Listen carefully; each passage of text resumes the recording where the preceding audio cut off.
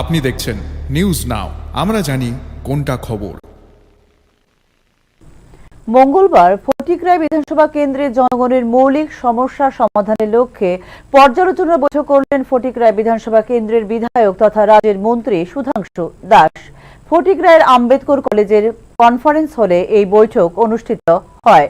ফটিকরায় বিধানসভা কেন্দ্রের অন্তর্গত বিভিন্ন গ্রাম পঞ্চায়েতের রাস্তাঘাটের সমস্যা, পানীয় জলের সমস্যা, বিদ্যুৎ পরিষেবা নিয়ে বৈঠকে আলোচনা করা হবে বলে জানান মন্ত্রী সুধাংশু দাস।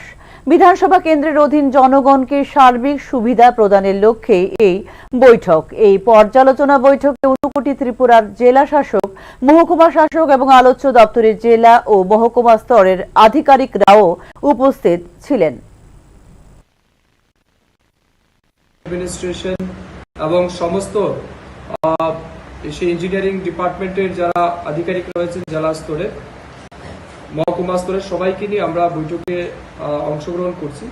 এই বৈঠকের মূল উদ্দেশ্য হচ্ছে এই বিধানসভা কেন্দ্রের মানুষকে সার্বিক দিক থেকে সুবিধা পৌঁছে দিতে, বিশেষ করে রাস্তাঘাটের ব্যবস্থাকে সম্প্রসারিত করা, পানীয় জলের ব্যবস্থাকে সুনিশ্চিত করা, আমাদের 24/7 ইলেকট্রিসিটি পাওয়ার কানেক্টিভিটি সুনিশ্চিত করা, এই বিষয়ের উপর আমাদের পর্যালোচনা হবে।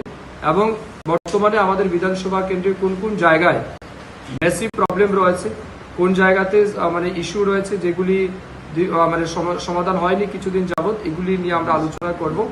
আমাদের বিভিন্ন গ্রাম পঞ্চায়েতের প্রধানগণ আছেন, তাদের বক্তব্য আমরা শুনবো এবং পর্যায়ক্রমে সেগুলিকে যাতে দ্রুত সমাধান করা যায়, এই লক্ষ্যমাত্রা নিয়ে আজকে আমরা রিভিউ মিটিংয়ে বসেছি।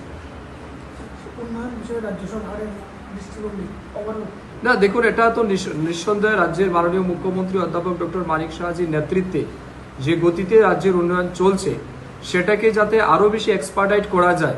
আমি এই বিধানসভার একজন বিধায়ক তথা রাজ্যের মন্ত্রী হিসেবে এটা আমারও দায়িত্ব যে এই এলাকার বা এই জেলায় আমাদের বিধানসভায় রাজ্যের মাননীয় মুখ্যমন্ত্রী যে টার্গেট নিয়েছেন বা যে সমস্ত কাজগুলি বরাদ্দ করা হয়েছে, যে ফান্ড দেওয়া হয়েছে, সেটা কতটা ইউটিলাইজেশন হচ্ছে, বিশেষ করে 2024-25 অর্থ বছরের যে বরাদ্দ, সেটাকে আমরা কতটা ইউটিলাইজ করতে পেরেছি।